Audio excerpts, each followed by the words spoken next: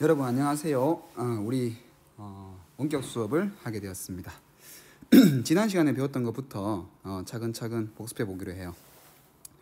우리가 지난 시간에 배운 것은 바로 파동의 발생이라고 해서 우리가 과학에서 물리학에서 왜 파동을 도입하는지, 파동이라는 것은 에너지가 진동의 형태로 퍼져나가는 현상을 파동이라고 한다라고 배웠습니다. 이때 파동이 전파될 때는 매질은 진동만 하고 매질 자체가 이동하는 것은 아니다 라고 배웠고요.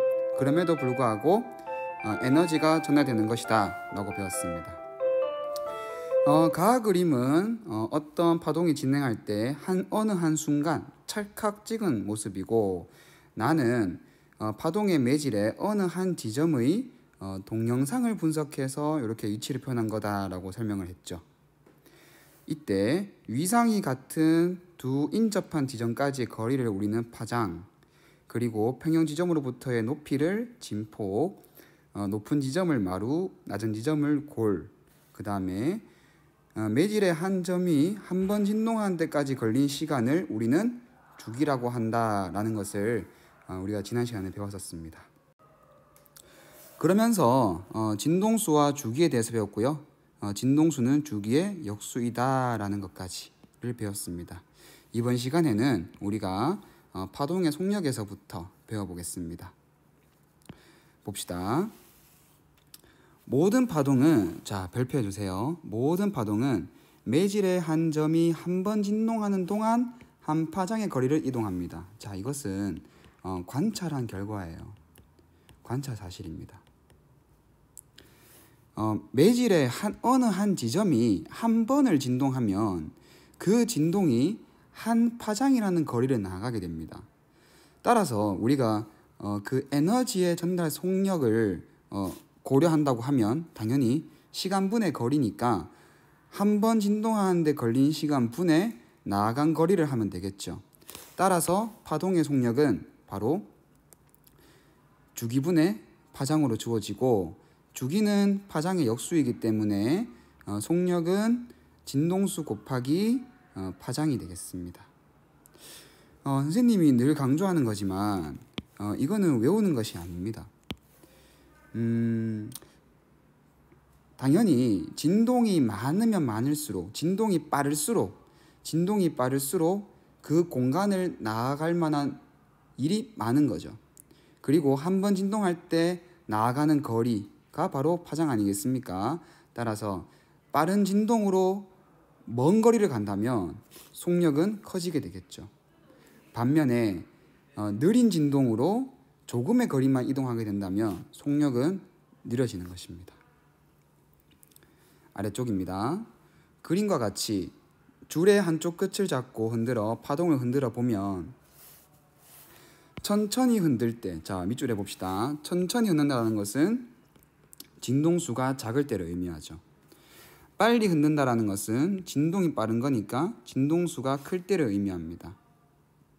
빨리 흔들면 S라인이 좁아집니다. 파장이 짧아집니다. 파동의 속력은 매질에 따라 다르다. 자, 이 말이 무엇을 의미하느냐? 빨간색 밑줄에 봅시다. 파동의 속력이 매질에 따라 다르다라는 말은 이렇게 바꾸어 적을 수 있습니다.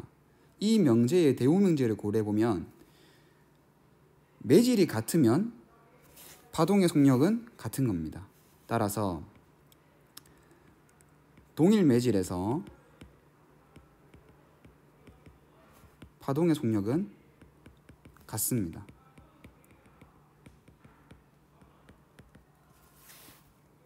이것을 봅시다. 같은 줄을 사용하면 동일 매질이니까 파동의 속력이 같습니다. 따라서 파동의 속력이 일정하기 때문에 진동수가 크면 파장은 짧아지게 되겠고, 느리게 진동시키면 파장은 길어집니다. 우리가 수업 시간에 한번 우리 긴 용수철 스프링 가지고 이거를 실험해 봤었습니다. 아래쪽입니다. 봅시다. 그림과 같이 굵기가 다른 줄을 연결하여 흔들어 보면 굵은 줄에서보다 가는 줄에서 파장이 더 깁니다. 가는 줄에서 파장이 더 길다는 것은 한 번 진동할 때 더 먼 공간을 이동한다는 거죠. 따라서 굵은 줄보다는 가는 줄에서 속력이 더 빠르다라고 할 수 있습니다. 이때 중요한 것은 무엇이냐? 바로 별표 봅시다. 파동은 별표. 파동은 진행 과정에서 진동수가 절대로 변하지 않습니다. 별표. 매우 중요한 말입니다. 이게 무슨 말이냐면 매질이 변하더라도 어떠한 매질이건 간에 진동수는 항상 일정하다는 거예요. 따라서 진동수가 일정할 때 파동의 속력이 빠르다는 것은 파장이 긴 것을 의미하고, 파장이 길다는 것은 속력이 빠르다라는 말과 동일합니다. 자, 그러면 아래쪽에 확인하기 문제 풀어봅시다. 진동수가 440Hz이고 속력이 340m/s입니다. 파장은 얼마겠습니까? 우리가 위에서부터 배운 속력은 진동수 곱하기 파장이다라는 것을 이용하면 우리가 구해야 되는 것은 파장이니까 파장은 진동수분의 속력이 되겠죠. 따라서 340, 440이라고 해서 약분을 하면 또 이로 약분 되겠죠. 22분의 17 미터가 되겠습니다만은 이것을 우리는 소수로 바꾸어 주는 것이 좋겠습니다. 자, 그러면 얘를 한번 소수로 바꿔 볼까요? 계산기를 써도 가능하겠지만 손계산으로도 할 수 있습니다. 간단한 산수니까 해봅시다. 22분의 17은 2분의 1, 11분의 17이죠. 이것은 11분의 11 더하기 11분의 6이 되겠습니다. 됐습니까? 이때 2분의 1에 1 더하기 11분의 6은 얼마냐 하면은 0, 1, 2, 3, 4, 5 0.54입니다. 물론 이거는 순환소수예요. 0.54545454가입니다. 그러면 셋째 자리에서 반올림 한다고 하면 대충 0.55가 되겠죠. 됐습니까? 따라서 2분의 1에 1.55가 될 테고 얘를 반으로 나누면 0.775쯤 되겠습니다. 됐습니까? 네. 자, 그러면 다음 페이지 봅시다. 자, 이번에 배울 것은 파동의 굴절입니다. 굴절이라는 말은 여러분들 많이 들어봤죠? 자, 적어봅시다. 굴절이라는 것은 무엇이냐면은 바로 꺾이는 것입니다. 우리는 꺾이는 현상을 굴절이라고 합니다. 자, 봅시다. 파도는 해안가로 다가오면서 해안선과 나란히 집니다. 이는 해안가로 올수록 물의 깊이가 얕아지고 물결파의 진행 방향이 바뀐다라는 얘기인데, 이와 같이 굴절의 정의입니다. 파동이 진행할 때 속력이 다른 매질의 경계면에서 진행 방향이 변하는 것을 우리는 파동의 굴절이라고 합니다. 아래쪽 봅시다. 왜 굴절이 일어나는지에 대한 설명이 있어요. 그림은 매질 1에서 검은색 매질 1에서 매질 2로 진행하는 파동의 굴절하는 모습입니다. 그러니까 요 매질과 요 매질은 서로 다른 물질입니다. 매질 2에서 파동의 속력이 매질 1에서의 속력보다 작다고 합시다. 물질을 어떻게 배치하냐에 따라서 충분히 이런 상황을 만들 수 있죠. 즉 속력이 작다라는 것은 매질 2에서의 파장이 더 짧다라는 것을 의미하죠. 자, 더 이야기하기 앞서서 파면에 대해서 먼저 배워봅시다. 파면이라는 것은 파동이 전파될 때 진동 상태가 같은 점, 자, 중요한 말입니다. 진동 상태, 변이 둘 다 같아야 됩니다. 즉 위상이 같은 지점, 위상이 같은 점들의 집합을 위상이 같은 점들을 이루는 면이나 선을 이은 것을 우리는 파면이라고 합니다. 우리가 그 물 잔잔한 호수에다가 돌을 퐁당 했을 때 동심원이 퍼져나가는 것을 보잖아요. 우리는 이제 주로 마루골 중에서 뭐 마루를 뭐 흔히 이제 파면으로 많이 여기는데 뭐 다른 것들도 다 가능합니다만은 그렇게 이제 진동 상태가 똑같은 점들을 우리는 파면이라고 합니다. 자, 그래서 그림을 보면서 또 얘기해 봅시다. 파동의 속력이 2에서 더 느립니다. 자, 이때 파면 AB가 진행을 합니다. 자, 여기서 파면 AB라는 것은 이 지점을 이야기하는 겁니다. 자, 그러면은 이 파면 AB가 진행을 할 때 A점은 매질 2에서 이동을 하긴 하는데 속력이 느리죠. 그래서 요만큼밖에 이동을 못 합니다. 자, 하지만 B는 여전히 매질 1에 있습니다. 이 파동은 속력이 빠르기 때문에 매질 2에 비해서 빠르기 때문에 이만큼 이동을 합니다. 즉 A'과 B'을 이어보면은 본문입니다. 파면이 꺾이는 것을 우리가 보게 되는 거죠. 됐습니까? 파면이 꺾이는 굴절 현상이 나타나게 됩니다. 매질 1에서의 파동의 속력을 각각 V1, 람다1, 속력과 파장을 매질 2에서의 속력과 파장을 각각 V2, 람다2라고 하면 또 파면 AB가 A', B'으로 이동하는 시간을 우리가 T라고 합시다. 그러면 굴절 과정에서 파동의 진동수는 변하지 않으므로 우리 앞에서 했던 거죠. 굴절 과정에서 파동의 진동수는 변하지 않습니다. 매질이 바뀐다 하더라도 파동의 진동수는 같습니다. 따라서 다음과 같이 나타낼 수 있습니다. 자, 수식을 보면서 이야기를 해봅시다. 자, 봐요. 화면이 좀 잘 돌아가네요. 자, 여기서 B'I라는 것은 요 거리를 의미하죠. V1이라는 속력으로 시간 t 동안 이동한 건데 이때 V1이라는 것은 그 파동의 진동수와 파장의 곱이고 A'은 매질 2에서의 속력 곱하기 그 시간, 이때 V2는 그 파동의 진동수 곱하기 매질 2에서의 파장이 되겠습니다. 자, 이때 우리가 입사각과 굴절각을 각각 I, R이라고 할 때 B, B', 그 다음에 A, A'은 어떤 관계가 있냐면 사인의 관계가 있습니다. 자, 볼까요? B, B'은 요 선을 의미하고 A의 B'은 얘를 의미하죠. 그런데 진행 방향과 진동 방향은 수직이기 때문에 파면과 수직이죠.